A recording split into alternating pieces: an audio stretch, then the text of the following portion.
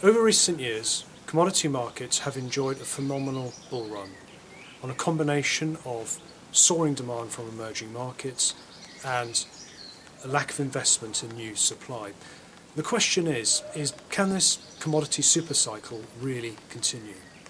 My name is Justin Pugsley. I handle media relations at New Normal Advisors, and I'm here to discuss this topic today with Paul Hodges, Chairman of New Normal Advisors. Paul, people see commodities as a proxy for basically investing in China and India, where growth opportunities are seen as enormous. Therefore, does that not make commodities an absolutely great investment? I think it's hard to see how commodities are a separate asset class from normal industrial stocks. They are at the end just the feedstock for that if you're talking about the energy context, for example. So, and if you look at what's going on in China and India, what you can see is that growth rates are slowing very fast. And of course we have to remember that China is suffering a bigger problem from demographics than we see here in the West. China is actually getting old because of the one-child policy before it gets rich. So it's very hard to see, with the low levels of income in China, how it can really drive commodity price inflation for the future. Let's take oil. Prices are still at very high levels. Someone therefore must be buying it and consuming it. Well, a lot of course is going into strategic stockpiles, and there are some geopolitical issues around Iran and so on.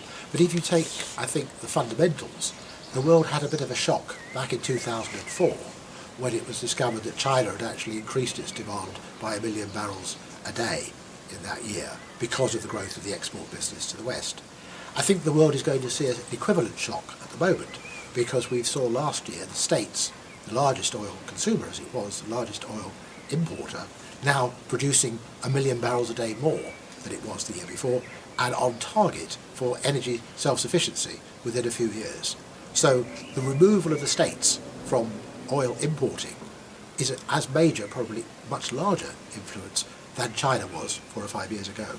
So what you're saying is there's not very much holding oil prices up, that fundamentally there is no shortage. Well, if we look at what's happened with supply and demand over the past 2 or 3 years, we've never had a problem with supply. We've never been short. Even during Libyan problems last year, there was never a shortage. Demand has been falling quite consistently in the Western countries because of high oil prices. They destroy demand because people can't afford to buy other things. And, of course, inventories have always been very comfortable. So it's really hard to see, apart from the influx of financial money and this mistaken belief that commodities are a separate asset class, if that hadn't happened, then I don't think oil prices would be anywhere near where they are today. So if oil prices do fall, that's actually great news, is it not, for the US and other consuming economies? It's a bit like a tax cut on consumers. Should that not stimulate economic growth? Well, it would be fantastic without any negatives if we just stayed at the $20 to $30 level that we were at the end of 2008, early 2009. The problem is that everywhere has built up inventory today at the price of $100 or more. But we have to remember that we've just come off the longest period in history where prices have been above $100, so 240 days in fact. So there's an awful lot of very high priced inventory, and there is a real risk here that if oil prices collapsed, which is not after all impossible, then a lot of companies could go bankrupt simply because all that working capital will suddenly be devalued by a third or a half or maybe even more. But we're in a very, very difficult position where if oil prices go higher, then we end up with even slower growth. If they stay where they are, we end up with the kind of anemic growth we've got already. If they go down, then the future will be better, but the risks of going there are quite significant. So unfortunately, you don't want to start from where we are today, but that's where we are.